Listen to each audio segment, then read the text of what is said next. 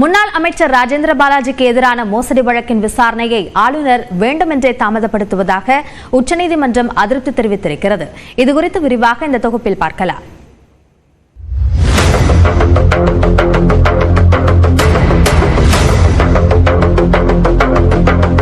அதிமுக ஆட்சி காலத்தில் பால்வளத்துறை அமைச்சராக இருந்தபோது ஆவின் நிறுவனத்தில் வேலை வாங்கி தருவதாக கூறி 30க்கும் மேற்பட்டவர்களிடம் 3 கோடி ரூபாய் வரை பெற்று மோசடியில் ஈடுபட்டதாக குற்றச்சாட்டு எழுந்தது. இது தொடர்பாக ரவீந்திரன் என்பவர் கொடுத்த புகாரின் பேரில் 2021ஆம் ஆண்டு ராஜேந்திர பாலாஜி மீது வழக்கு பதிவு செய்யப்பட்டது. இது தொடர்பான விசாரணை நடந்து வந்த நிலையில் 2021ஆம் ஆண்டு இறுதியில் ராஜேந்திர பாலாஜி தலைமறைவானார். பின்னர் 2022ஆம் ஆண்டு ஜனவரியில் கைது செய்யப்பட்ட அவர் ஜாமீனில் விடுவிக்கப்பட்டார். முன்னாள் அமைச்சர் என்பதால் இந்த வழக்கில் குற்றப்பத்திரிகை தாக்கல் செய்ய காவல்துறை தாமதப்படுத்துவதாக உயர்நீதிமன்றத்தில் ரவீந்திரன் மனு தாக்கல் செய்தார். அந்த மனுவை விசாரித்த நீதிமன்றம் வழக்கை சிபிஐக்கு மாற்றி உத்தரவிட்டது. இதனை எதிர்த்து ராஜேந்திர பாலாஜி தரப்பில் உச்சநீதிமன்றத்தில் மேல்முறையீடு செய்யப்பட்டது. தமிழ்நாடு அரசும் சிபிஐ விசாரணையை எதிர்த்து தனி மனுவை தாக்கல் செய்தது.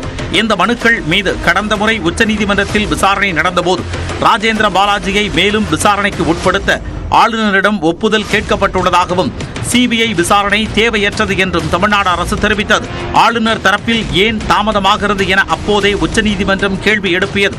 இந்நிலையில் நேற்று இந்த வழக்கு நீதிபதி பங்கஜ் மிட்டல் SVN பட்டி அடங்கிய அமர்வில் மீண்டும் விசாரணைக்கு வந்தது.